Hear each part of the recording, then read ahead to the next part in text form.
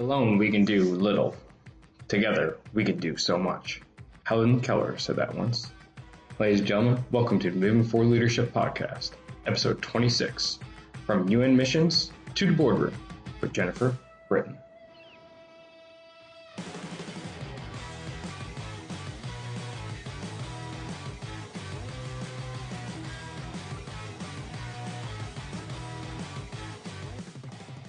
Hey everybody, welcome back to the Moving Forward Leadership Podcast, episode 26, getting close to wrapping up actually for the year, 2017 that is. If you're listening to this in real time, which you probably are, this one is being released right before Christmas, and that will be it for the year until January. Anyway, hope you're doing well. Hope everybody's awesome. I got a really neat show lined up for you today with Jennifer. I'll talk a bit about her background later, but before I do that, I just want to get in a couple quick things before we kick off with the show. Just wanted to hit on a couple things. First one being the Facebook page, Moving Forward Leadership Facebook page. If you go to movingforwardleadership.com, that's the website, you can find all of my social media resources there. And the Facebook page is there as well. And especially as well, linked to the Facebook page is the Moving Forward Leadership Mastermind, which is free for anybody to join. And the really cool thing about the Mastermind, and if you're listening to this, you got to join, because the cool thing is all the guests get invited to this Mastermind, every single one. And in fact, guests that you haven't heard from yet are actually in the Mastermind right now. Yeah, there are people that you haven't heard of talk yet in an episode, and they're in there, spreading their wealth of knowledge. So go to facebook.com/group/moving forward leadership, or just search Moving Forward Leadership Mastermind in Facebook, and you'll find it. Of course, it's all linked in the show notes as well. And for today's show notes, you can find that at movingforwardleadership.com/podcast/Britain. So, one last thing that I'd like to point out before I dive in, I'm trying to keep the intro short today. So, one last thing I'd like to point out before I start talking about the topic today, and that is my Patreon account. If you go to patreon.com, patreon.com/MFL_podcast, you're going to see there are ways to support me, support the podcast. And that's through monetary means. So you do get some kickbacks, and you can see that there is 3 different levels of basically sponsorship, I guess, really supporting. Anyway, however you want to think about it. If you want to say sponsorship, I'm cool with that. Anyway, there's 3 different levels in there. I won't go into them in detail. Just swing by the link. Again, it's in the show notes and on the website. And you can support the podcast that way. And all that money gets turned around and put back into the show. Gets to help pay for the few bills that the show does have. So anyway, let's talk about leadership, and let's talk about today's episode. Jennifer Britton on the show today. And kind of like the name hints at, Jennifer started off her journey working with United Nations and doing missions abroad. Really cool stories. I'm not going to take away a lot of her thunder, as you'll hear it in the episode, but really neat. And then something unfortunate happens. I won't go into the details again. And she comes home, and then she eventually begins her company, which is effective group coaching and potential realized. And she's down that realm now, group coaching, doing consulting, and so on and so forth. So really neat stories coming your way, things that you don't hear about too often. And when I heard with Jennifer and I saw the background that she had, especially with the United Nations bit, I knew I had to have her on the show. Like, I don't recall listening to any other podcast where someone with a humanitarian assistance background came on and talked about those experiences. So I was like, no, we have to have her on so that she can discuss that and the challenges that she came across during that time. So that's pretty well it for today. Again, I want to keep the intro short. for people out there, all the listeners out there, thank you for listening. Again, 2017 has been a great year. This is going to be the last podcast, as I said. If this is your first time listening to the Moving Forward Leadership podcast, welcome. This podcast, as I say pretty well every episode, is all about practical leadership advice and tools and guidance and tips that will help you on your everyday journey with people who have been there, who have done it. We're not talking about theories or anything like that. It's people who have actually been leading and that have actually helped people move forward. So that's what you're getting here. Anyway, all that to say is let's cut the chase. Let's get to the show. Hope you enjoy it. I know I enjoyed interviewing Jennifer. And yeah, here's my interview with Jennifer Britton, talking about all things leadership from United Nations missions to the boardroom.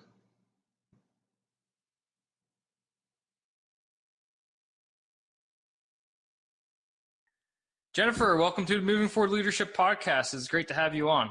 Great to be with you tonight, Scott, and looking forward to our conversation. Absolutely. I've been looking forward to this one, as you know, for a while since we first talked, and God, what am I trying to say here? Yeah, just been really looking forward to it. It's been a long day for me, and actually, audience, it's been a long day for both of us as we were talking on before we started recording. Anyway, how about you just give us a quick rundown of your background without diving into too much detail, because I'm going to start picking at that soon. But just, a quick little skim over background of, who you are, how have you gotten to where you are today, and so on and so forth. Great question. Well, I'm going to keep it pretty brief because it is the end of the day, but I think, easy to say. I look back at the last 25, almost 30 years, and I've worked in various leadership capabilities here in Canada for a little bit, for the last 14 years, but I spent the bulk of the first 14, 15 years of my career working globally with the UN and with Canadian and British aid organizations. And I think that those experiences really shaped even the work that I still do today, because I do a bulk of my work with leaders here in Canada, across North America and globally. The nice thing is I don't have to travel quite as much as I used to. So really, it's exciting to be here tonight with you to talk leadership, because I think for many of us, we really are shaped by our experiences, and our stories, albeit may be different, they are inspirational. Hopefully tonight will give people a chance to sort of pause and take stock of what they've been doing and what impact they're having, because we just don't know. Sometimes we don't know until years later what impact our work really has had. Oh, those are great words. And the vision of this podcast is not only, do all of that, but also let people sit there and reflect and, ask themselves the basic question, how can I get better? And hopefully they turn to this podcast as that resource to help them get better, and essence of the moving forward part of the whole podcast name. So you've talked about working with the UN and Canadian and British humanitarian and various non-government organizations, or NGOs, as I like to refer to them as. I don't think there's probably a lot of people out there with that type of experience. Can you dive into that a little bit deeper, and those very specific things you would find in those realms that you wouldn't necessarily find in the business world or the military community, and so on and so forth? Well, it's interesting you ask that, because I'm an author as well, and actually right now it's National Writing Month, so I'm midstream on my fourth book. Oh, congrats! What's sort of interesting, and just to contextualize it, as different the world is in some places, like I think, we're in this place of VUCA. We're in this place of extreme volatility, uncertainty, complexity, and ambiguity. And I think that's facing so many leaders today, regardless of what industry they're in or where they are in the world. I think what I really love about, my own experience is that this is the context I've been operating in for the last 3 decades. It's not a surprise. It's actually the way I sort of, have experienced my work. And I can't say that it's easy. It's painful, as many people experience today. And in saying that, very, very early on in my career, I was thrust into leadership positions where it literally was a sink or a swim in contexts where they were ever changing, just as we're seeing today. And so when you have to learn to lead in those environments, you learn to rely on others. You learn to really, be curious and go with your gut, as well as make best decisions for the better good as well. So, to sum up, 15 years of varied experience, mostly, in my younger days, where I learned through things that went well and things that didn't go well. But I had great teams of people around me. And, I really look at those bonds that we formed. And what's sort of neat today in 2017, 2018 is just how social media and everything, like how technology has actually made the world a smaller place. And I think of voyages, literally 3 days on rivers and on tractors and on foot, that it would take me to see communities and colleagues who I can now reach out to in those same locations and be in connection with. It's mind-blowing in some respects. So that's a bit of a sidebar tangent, because what I do now is, really focus a lot on how do we use virtual technology to really foster communication. And so, yeah, I'll pause there. Lots of stories in my arsenal. You're just warming me up here, Scott. So I'm just, I'm super curious in this NGO and humanitarian assistance experience of yours. The way I see it, and feel free to correct me now, my experience with those organizations is very limited. But the way I see it right now is you basically have a group of people who volunteer to be part of this organization because they basically buy into the vision straight away and what that organization has. Now, was that something that you came across, one? And two, I guess, is how did you use that to its maximum benefit if you did come across that? Well, it's interesting you sort of raised that. I did my graduate work while I was, back and forth, because I was mostly always at the field level. But I actually studied as a grad student years ago the role of Canadian NGOs in grassroots development. So that was my master's. It's old paper now, but I think you touch on a really important point where, at least from an NGO lens, there are highly talented professionals. Throughout my career, other than my first few years, I was sometimes the only international staff. I worked, because I was regionally based across the Americas, I worked very closely with national teams. And so, albeit I might have been attracted by vision, my colleagues, my national counterparts, were also attracted by vision, but vision to create something different in their own communities, in their own country, in their own region of the world. And I think that is, regardless of what industry we're in, I think many of us still today, and I speak with leaders each and every day, I think many of us are driven by what is that compelling reason? What is bringing us to work each and every day? And I think helping people, when I say helping people on our teams, for example, connect to that, it helps to, create a bit more certainty in very tumultuous waters at times, because the world of the NGO, certainly in the 90s and early 2000s when I was very active in it, it was lean and mean. It's still very lean and mean. And very much, you work through others. You use the skill of influence. And so I see that being done today. But, I think where things have sort of caught up is, especially with economics, a lot of businesses are learning now they have to be more entrepreneurial. They have to take more risk. There may be less resourcing available. And that's changing the whole way teams are interacting and leaders are interacting with their team. And so growing up through the NGO ranks, I really appreciated the ability to see change, affect change. It really was lean and mean in terms of resourcing. And you really had to focus on, connecting with others, very much connecting with others. And those were the people who really held the vision. Which is different than, I think, if you sit in an NGO and work at the headquarters level, you're not in the country, you're not at the field level each and every day, which is a different, it's a different driver, it's a different motivation. Yeah. But, I think what I found really interesting was, my first 6-month placement brought me back to Canada. Then I went again for another few months, came and did my grad work for 1.5 years, but did more field work while I was, even a grad student. And, it's very easy in this work that as you get known in communities anywhere, this is the same here in Canada, if you do good work and you really work through others, opportunities open up. And so I was never short for for new contracts or new projects or new things to lead. And then actually some health issues were really the impetus to bring me back to Canada. And it wasn't really part of my plan, but I can't say that I regret anything. I certainly still am able to affect change, but in a different way. And I think as we grow as leaders too, certainly I look at what drives me, motivates me as someone in the middle age now.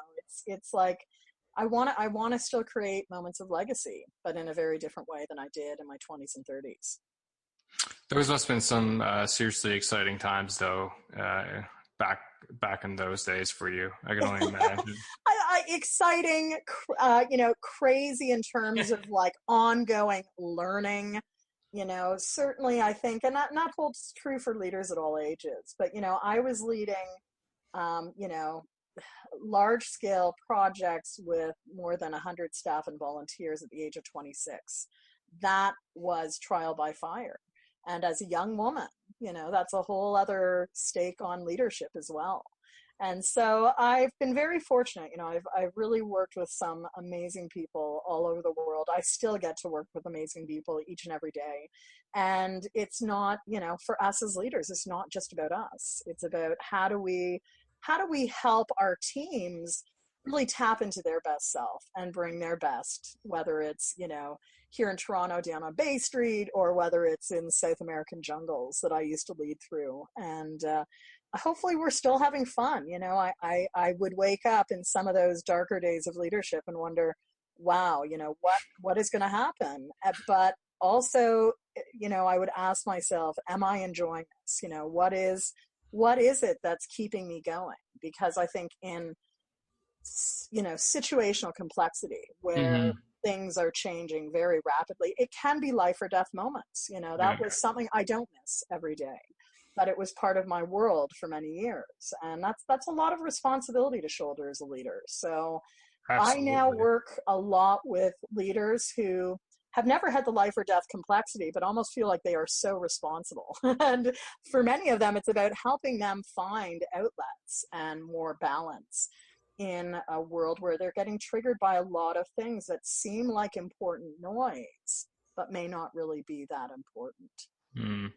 There's so many sidebars in my mind right now. I gotta try to limit them. At least for tonight. Yeah, at least for tonight. Maybe we'll have another discussion later sometime.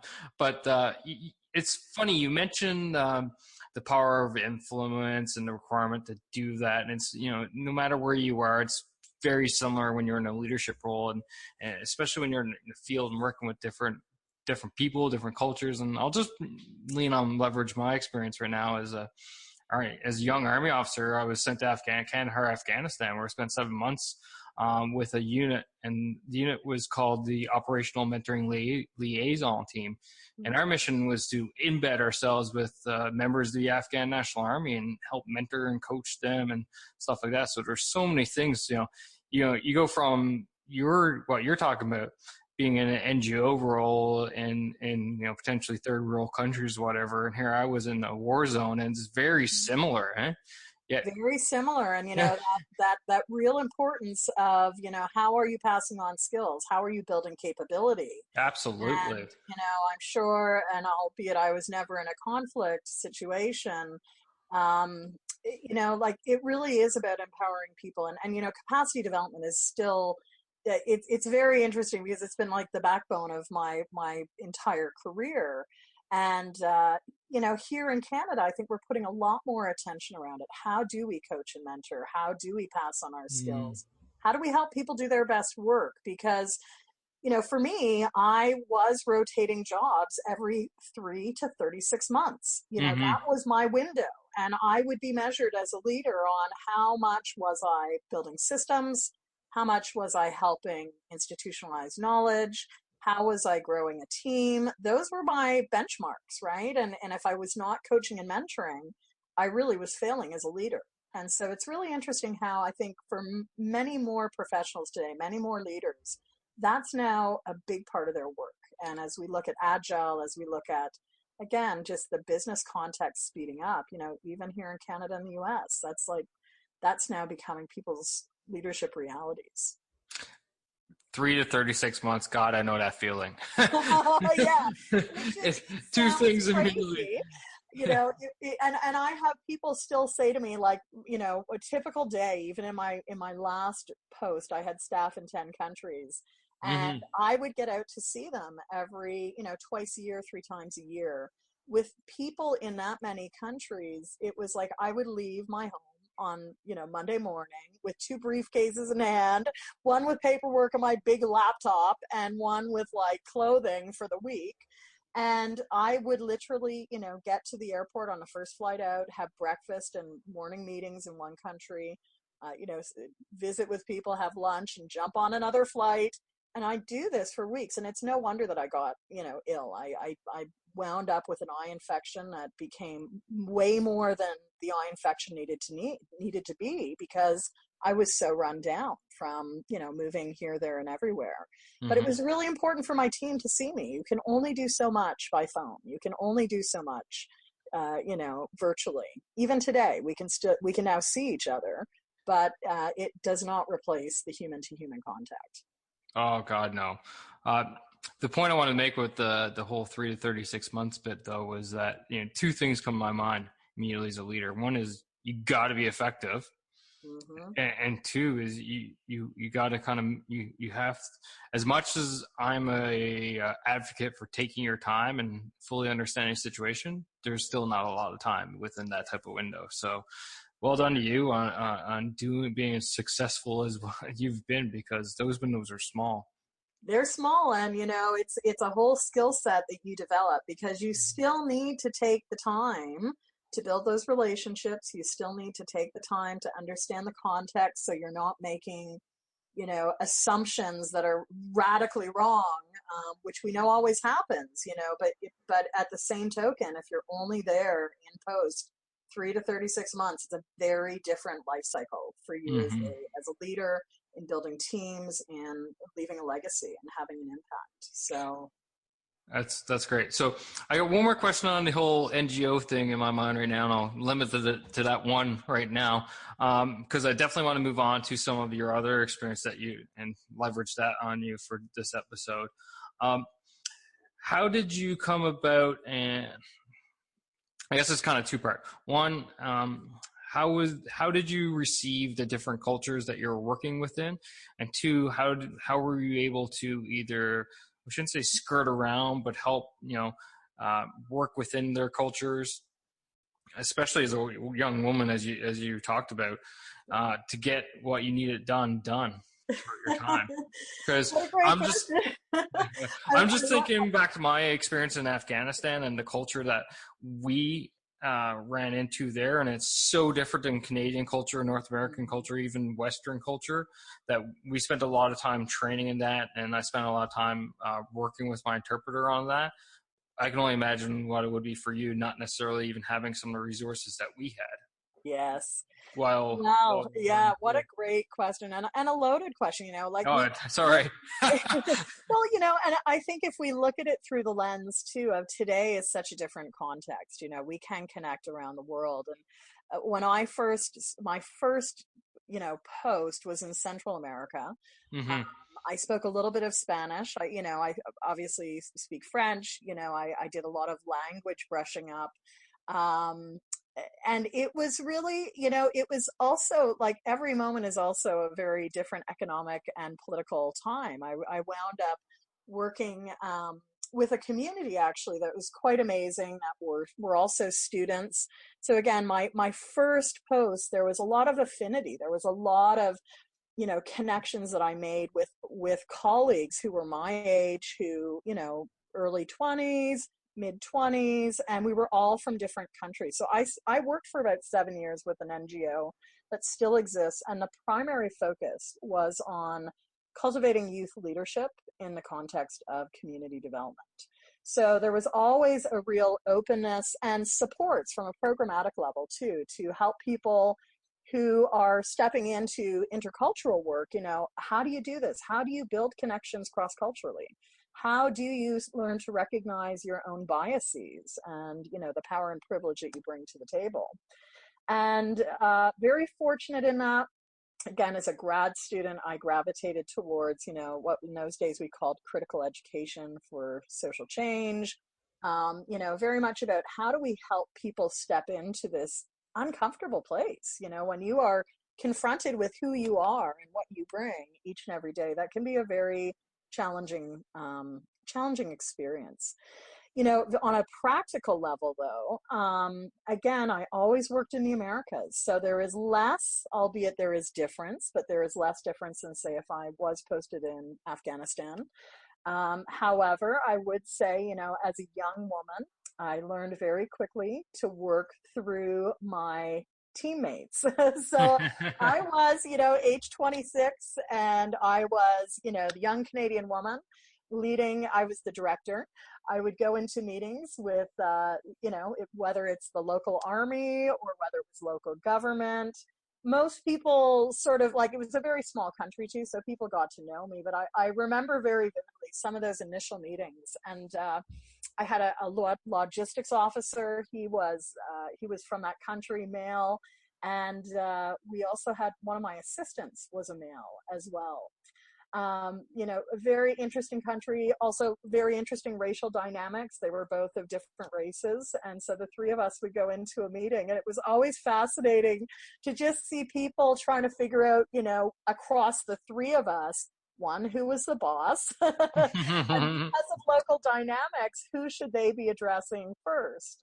And so I think it was very, again, the quality of the people that you work with are really so critical. My national colleagues in every role that I had over the span of 12 to 14 years really were the ones that helped me navigate successfully the complexities. It's not to say I did not make mistakes. We're all human. But I think if you are, humble and open to learning, open to feedback as well, and working, in a very generous way, that, we really can affect change. It's not easy, but, you need to learn how to work with others and through others. And we look at, albeit, those challenges as a young woman weren't that different from my challenges as a science student, undergrad science student at McGill. I remember being one of, a handful of women in science labs. And my first year lab guy said, oh, well, you're my lab partner. You can go measure this and I'll do the science experiment. And I was like, what? Needless to say, he moved out of engineering after one term and went over to arts. And I did graduate with a BSc. But even, as a young woman, that's just been part of my world. And it's so much part of my world, I don't even regularly talk about it because, we also create our own boxes as well. And so I like to just sort of, meet people where they're at, whatever that looks like, whatever the conversation looks like. And I think in today's global village, one of the things that I had been really wanting to do, if I had stayed at the field level, was continue to learn languages, because I think language really opens up the door for learning conversation and impact. And so what I don't like so much is that I don't get to use language like I used to. And when you don't use it, you lose it, which is unfortunate. But absolutely. And, the language is the base of culture, one can say, and how you connect with people. So connecting with people is the cornerstone of leadership. So, yeah. Before we move on, I guess I would call part 2 of the episode here. I'd like to point out to the audience that arts degrees aren't bad, despite what Jennifer might have there. I do have a BA and an MBA. And arts, nothing on that, but for this person, he was an engineer first and didn't quite make it. So, always, always look to how stories shape things. I will do full disclosure that I spent one semester in engineering and quote unquote saw the light. I don't think you were my lab partner though. No, I was not. Which was good. So you as you hinted at, you had some issues up arose, and you came home and you basically started building, how I see it, started building your business on group coaching and virtual and remote team leadership. So how did that kick off? So how did that kick off? Well, interesting, yet another story. Our lives are shaped by stories. So, literally I woke up one morning with my eye, like almost lost my eye over the course of a weekend from this bacterial infection. And it was very confronting as someone in their mid-30s at that point, Oh, no doubt. You may not be able to see, you may not be able to drive, you may not be able to even have your eye tomorrow. That was really quite shocking. And, because I was just so able to move here and there and everywhere, it really, it stopped me in my tracks. I was actually, going to be rotated on to the Middle East. That was my next posting. And said to my partner, I said, what are we going to do? And he is actually from the Caribbean. And so it was like, do we stay here? Do we go to Canada? What do we do? And so we decided, let's try out Canada. I had not lived here for 14 years. Keep in mind, it was in the days where we were still really connected through emails that would sit on a server and then be released the next morning to Canada. Like, it was just a very different era where you couldn't stay in touch. And so we left our post on the 1st of April. And we said, okay, will this work? We're not sure. And it took him almost 9 years to get his citizenship in Canada. So, when you ask about culture, it's something I navigate each and every day. We have a son who's now 12, and, our son is he is Canadian. But, it's always an interesting day in our family, always an interesting day. So I had about a year from the time my eye happened until I came home and brought Andre with me. And it was like, what do I want to do? What do I want to do in my next phase? I did not want to sit at a desk, doing, paperwork or, just sitting behind a desk. And I was offered, multiple posts, interview for this. And I was like, I don't want to do that. I really want to keep working with people. And so I figured, let's try Canada. My parents were getting older. They're still getting older years later, but I hadn't spent time with them. And my dad was also very ill. He had multiple heart attacks while I was gone. And I just always wondered, would I ever regret not spending time with my dad? Luckily, I'm happy to say he's still kicking around, thankfully, many, many surgeries later. And, long story short, it was like the piece of the work that I really wanted to keep doing was really helping teams continue to do their best work, whether it was teams in hospital settings, whether it was teams in, the global arena. I wasn't sure where this work was going to take me, but as part of my transition year where I was still based in the field, I came back to Canada. I did some coach training on weekends, brought Andre with me for the first time. He'd never been here. He'd never seen snow. You can't live in Canada. Oh, that's a wake-up call. So that was a real wake-up call. It was like, if we move, we're really moving. We're leaving your family and we're moving. And I don't think either one of us have looked back. And, it was interesting for me training as a professional coach. I was, really taking skills that I was using each and every day as a leader and listening and questioning to just a different level. And one of my first questions to my coach trainers, of course, as a leader in the field was, this is great, but I usually don't sit down with a person one-on-one and have a conversation. Can we coach people in groups and teams? And, in those days, there really wasn't group and team coaching. It was very much a one-on-one modality where, a coach would work with an executive. And me being me and sort of having my value system, I really felt strongly about bringing the coaching conversation to more people. I had no idea what that might look like or practically how it would play out. But as I came back to Canada, at that time it was all about teleconferencing and and I was Mm. like, you know what? I can't see myself really working necessarily with people in Toronto because I had no network left, right? I was gone for 15 years and we did not have Facebook in those days. And so as I was building or rebuilding my networks here in Canada, I continued to do work globally, but through the telephone. And it's just amazing. I see how today my typical day now starts early in the morning. I connect with people in Asia, Europe, and as North America wakes up, I get to work with people all across our continent or across the Americas, really. And it's quite amazing how you can still have an impact but don't have to leave your home domain unless you choose to, right? I Mm-hmm. still do a little bit of travel, but when my son was born, a few months after he was born, I was asked to do some work in Haiti. It was before the big earthquake, and I went down and had some great did some great work with staff down there on supervisory skills and leadership development, and it was really well received. But as a new mom, I was like, wow, what am I doing? I've got this little baby at home, and what if something happens to me? Could I live with that?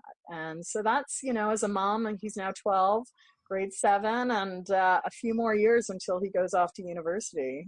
I need to be around. I need to be around. I need to be safe for him.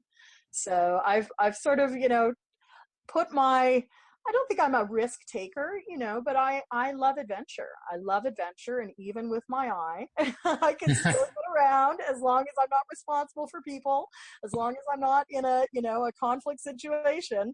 I'm really thinking, okay, so what's the next phase when Matthew goes off to university in a few years? What will be the next chapter? Because, Mm. there's, there's still lots of life ahead. So, Oh, absolutely. Absolutely. That's a pretty incredible story for you once we had this whole podcast together, if you think about it. So you've gotten in yourself into group coaching. mm-hmm.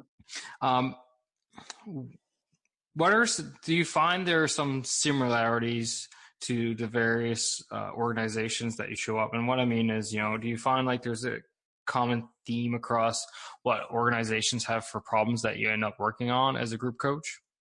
Yeah, I think as a group and a team coach. So sometimes I work with groups, so people from Mm-hmm. across an organization. It might be new leaders. It might Yep. be people transitioning back to the workplace. Other times I'm working with intact teams, whether the team is, co-located and face-to-face, or whether it's a virtual team and they never meet each other, or they meet each other once a year or once every few years. So, I think, and I had this suspicion, I think, when I was coming back to Canada. I initially got questions like, well, your work is just so cool. Like people were like, oh, you work for the UN. Wow. And, I really think as much as we want to silo the world and think that, oh, this is only a leadership industry or issue in my industry, I think we all struggle, regardless of where we are in the world or what type of work we're doing. There are very, very common challenges. And I Mm-hmm. see this in my work as a coach, as a trainer, as a consultant.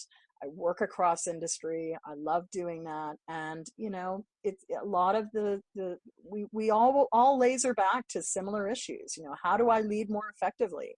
How can I support my team to have those difficult conversations? How do we ensure we're doing our best work and not getting pulled into the vortex of all the, urgent but really not important work?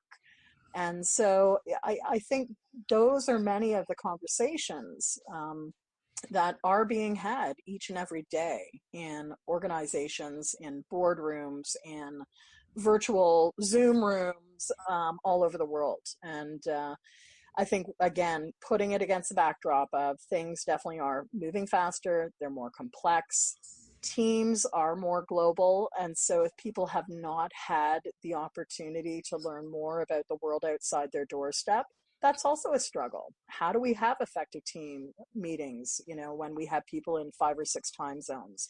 That's like my oxygen. That has been my world of work for almost 30 years.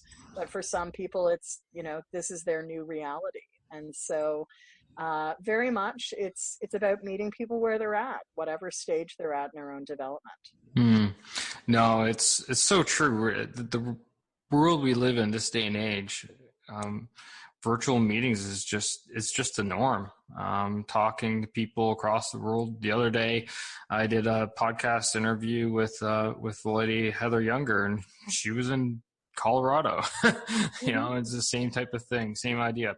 So I think my next question I'd like to hit at would be, for all the team leaders out there that are listening in the audience, and then they're listening to you talk, and they're like, man, I'm starting to resonate with her, and I'm starting to see some of these issues.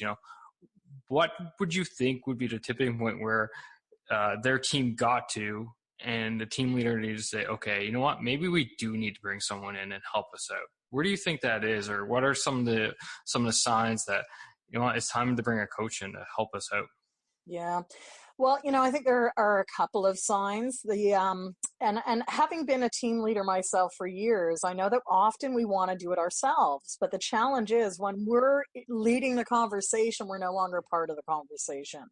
And so I think, for many team leaders, if they have the ability to budget, it really makes sense, whether it's a new project or it's like maybe 2018 is the high impact year and you've got a new project and you've got to make sure everyone's hitting the ground running.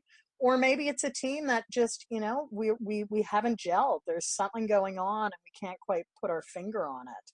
It's easier sometimes for an external person to, ask the questions that helps the team figure it out, right? Because as a team coach, it's a little different than being a team consultant. And I always like to make this distinction, as a team coach, we're really helping the team get clearer on their capabilities. Yes, we may be bringing in some skill development. Typically, it may be things like, how do we have more difficult conversations? That is a big issue on, I would say across Canada, the US right now, that's really stopping people in their tracks because they want to have constructive dialogue. We're not seeing it well modeled. And how do you raise red flags, for example, if things are moving so fast? How do you do that in a way that is not confrontational, but is a way that says, listen, we've got to slow things down, or we may be going down the wrong path right now in business. So, again, I think there's many different touch points for a team coach, or even, having a team day. I think in today's very quick environment, even dedicating some time for some team development. And I do a lot of work in the arena of team effectiveness, helping teams sort of do a pulse check. Where are you on some of the common elements we know teams need to have so that they can run quickly? So for a team leader, whether you're new or you're established, teams that are working well can always do better work, and teams that are sort of struggling sometimes really benefit from having a pause of saying, what's really going on, and what are we committing to doing differently so that we can get better? No, that's all great, and especially with the teams doing well, I think that's probably one area where a lot of people just kind of like go, it's not broke, it's working well. Let's not, if it's not broke, don't fix it. But I kind of look at it with my business hat on, and it's like, well, if I got two investments, one's doing really well and the other one's doing poor, where am I going to put my excess investable money into, right? I was going to put it in the one that's doing well. So it might be worth your while, even as a team leader, say, you know what, let's invest a little bit more in this team and see how much more we can even get out of each other and push us up further. So no, it's all great points, Jennifer. Sorry. Thanks for pointing all those out. What are some of the ways, I guess, because you deal a lot with virtual coaching and stuff like that. What are some of the ways that leaders out there can kind of break the whole virtual coaching leading thing while they're not there in person? You know what I mean?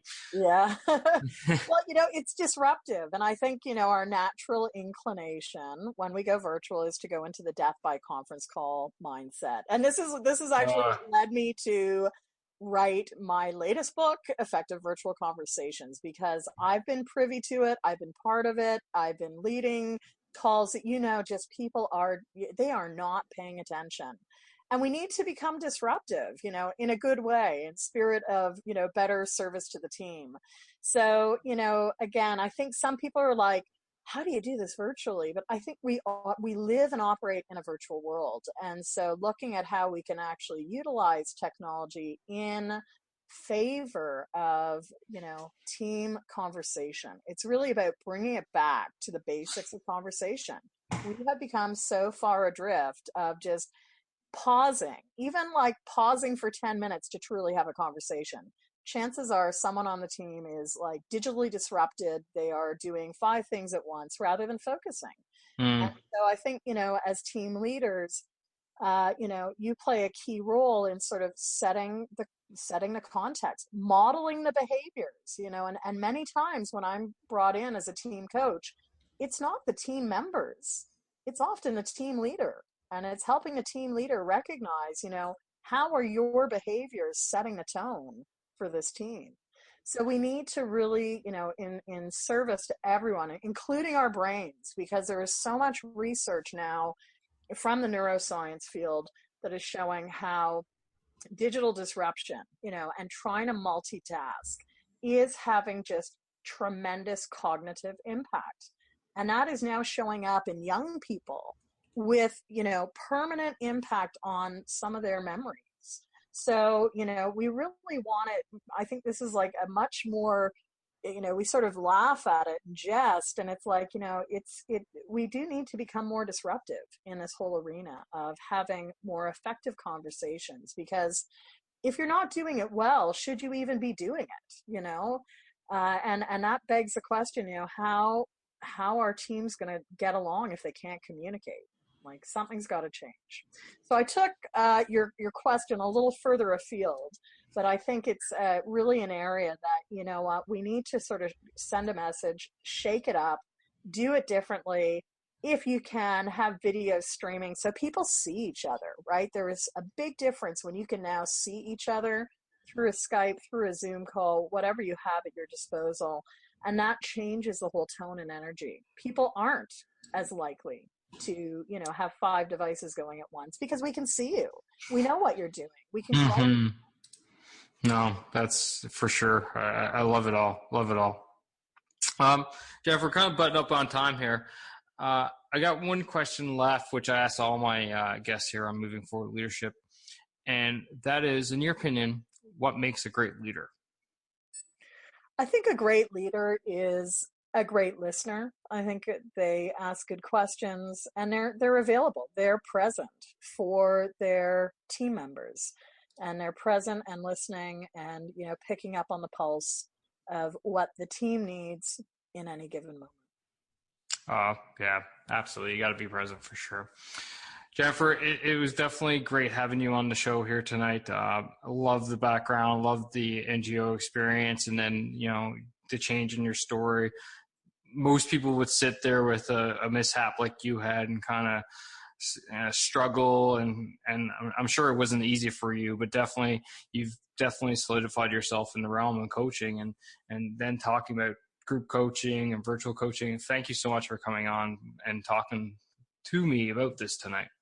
Well, it was a pleasure, Scott. And, I know my stories. I think some people might go, really? But you know what? We life happens. Life happens. And I think we never anticipate it. And it really is about, how do you choose to address things? And it's not easy. I may have made things sound easy, but as we know as leaders, it's like reflection. There's an important role in reflection and making choices that may not be easy as well. So thank you. It's been a pleasure, and I enjoyed the conversation as well. So if people want to learn more about you, your resources that you have out there, how can they do so and get in touch with you if they want to? Yeah, well, as I said, I'm an avid writer, so you can pick up one of my books, Effective Group Coaching or Effective Virtual Conversations, which is the latest one. For team leaders, they might be interested in the second book, which is From One to Many, Best Practices for Team and Group Coaching. I'm an avid blogger, though, and so as of January 1st, I'm stepping into year 5 of a Wow. daily blog for teams and team leaders, and it's called the Teams 365 blog. Really would love any of you listening to check it out. You can find that at potentialsrealized.com, which is my company, potentialsrealized.com, and it's called the Teams 365 blog. I will be continuing to blog daily. They are not 1,000-word posts. They are shorter posts, but there's a lot of content that I think listeners will want to tap into, share with their teams. Again, it's not just for team leaders, but for team members, because as we know, in high complexity, everyone on the team needs to be a strong link. In today's virtual world, everyone on the team needs these tools. So check that out, potentialsrealized.com. The books are all available on Amazon through our site as well. And again, it's just been a pleasure to converse with you tonight, Scott. Oh, that's great. And for the listeners out there, all these links and books and everything, make it simple for you. Just quickly go to the show notes. That's movingforwardleadership.com/podcast/Britton, Britton. And you're going to find all that there within the show notes of today's episode. Or you simply just go into your podcast app and you'll see the link there within the show notes part of that app itself. Jennifer, again, thank you for coming out. It's been a great time chatting. It's been a pleasure having you on, and I thank you for everything you've done. All right. My pleasure, Scott. Keep up some great guests and great conversations. I enjoyed it tonight. Awesome. For listeners out there, again, as always, when I have an interview, stick by for about 3 seconds of time for you. I'll go into my key takeaways. Buddy, hope you enjoyed that show there with Jennifer. I thought it was pretty fascinating, all of her stories from the NGO world, and then as she transitioned her life after her unfortunate illness and had to basically change her whole life around and what she was doing. Pretty incredible if you think about it.